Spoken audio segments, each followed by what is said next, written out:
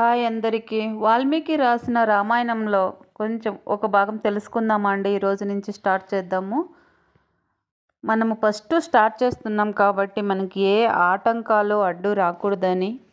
శుక్లాంబరధరం విష్ణుం శశివర్ణం చతుర్భుజం ప్రసన్నవదనం ధ్యాయే సర్వ విఘ్నో ప్రశాంతహే.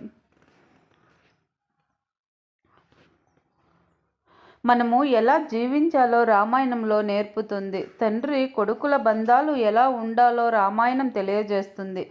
అన్నదమ్ముల ఆప్యాయత ఎలా ఉండాలో రామాయణం బోధిస్తుంది. గురు శిష్యుల బంధాన్ని రామాయణం కళ్ళకు కట్టినట్టు కనిపిస్తుంది. భార్యాభర్తల అనుబంధంలో గల తీయదనాన్ని రామాయణం రుచి చూపిస్తుంది. స్నేహబంధం యొక్క విలువలను రామాయణం చెబుతుంది. రాముడులో ఉన్న గుణాలు మనలో ఉండాలని రామాయణం భావిస్తుంది. కాదు శ్రీమన్ రామ్